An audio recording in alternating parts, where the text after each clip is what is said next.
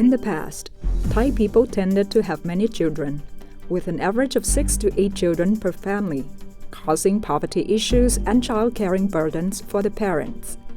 In response, the government issued a policy for family planning to reduce the birth rate of the population.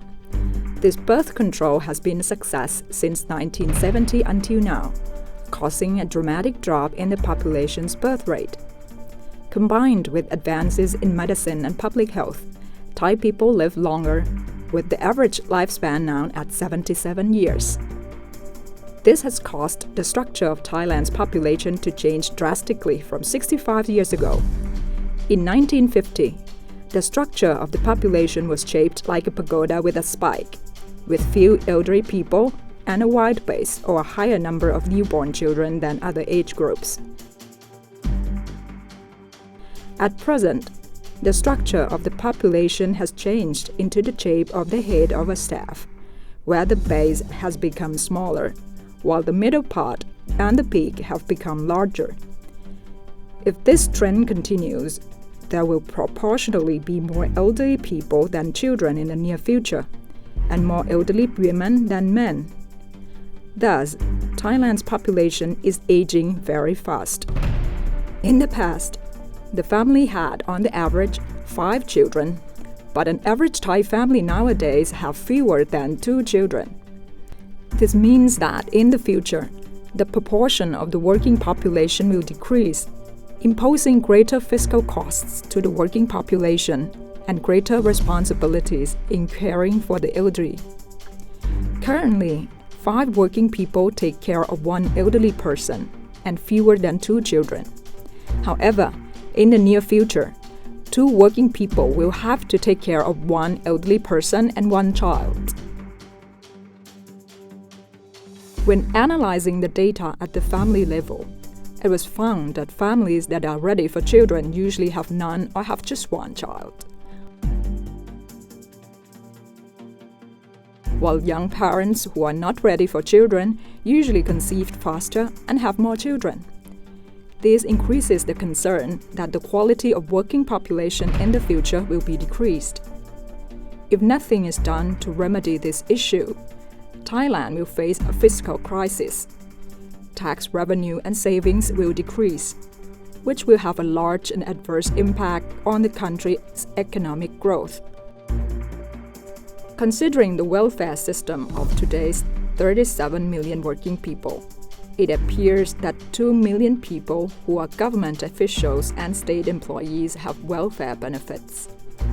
9 million people who work for the private sector have social security systems, while the other 26 million people are either self-employed or are informal workers without any welfare at all. Other countries that have experienced population aging had a certain period of time for preparation and adjustments.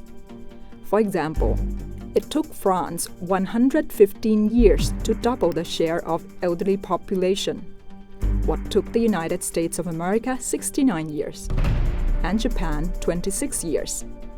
Thailand, however, has had less time to prepare and also has an elderly population that consists of a larger proportion of the poor.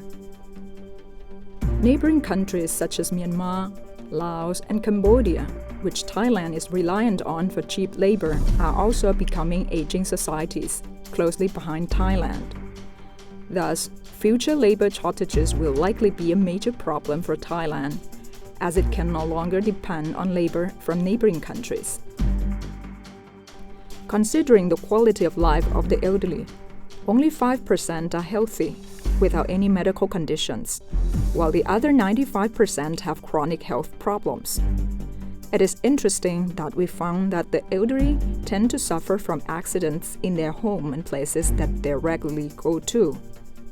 Most people think that these accidents occur because of the older people's weakened limbs and blurred vision, but actually some 75% of elderly people's accidents are caused by unsafe and inappropriate environments, such as rough paths, obstacles, no rails in the bathroom, steep and slippery stairs. Adjusting the environment to suit the elderly will be several times cheaper, compared to the costs of the medical treatment for elderly people who fall or become disabled. Furthermore, there are many elderly people who live alone with no caregivers.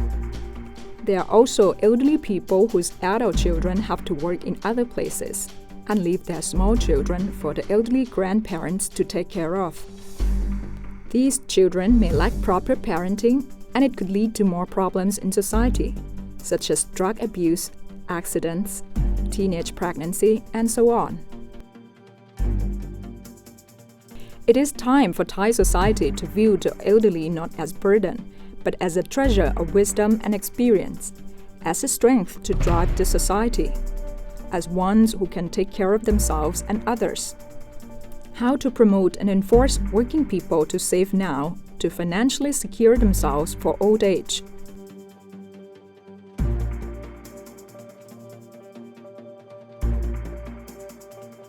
Should Thailand consider expanding the retirement age in both public and private sectors? Should we promote local businesses and industry so people do not have to relocate and can be closer to their families?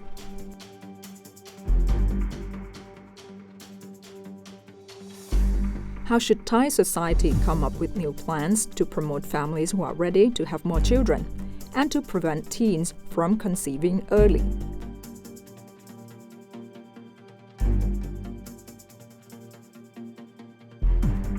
How do we deal with the population aging in Thailand in order to turn around the crisis into an opportunity to invest in adjusting the environment, supporting businesses that offer products for the elderly, supporting and developing job standards for caregivers for the elderly? How should the environment of the home, government offices, and transportation systems be modified for older people, for people with disability, and for children? Is it necessary to promote social participation of the elderly in the community, for example, by means of elderly clubs or activities with temples, schools, community hospitals, and local administrative organizations? Should the media raise public awareness of Thailand's population aging and encourage people to prepare themselves before old age? Thailand population is already aging, and it could become a serious issue if Thai people do not make certain reforms and proper preparations.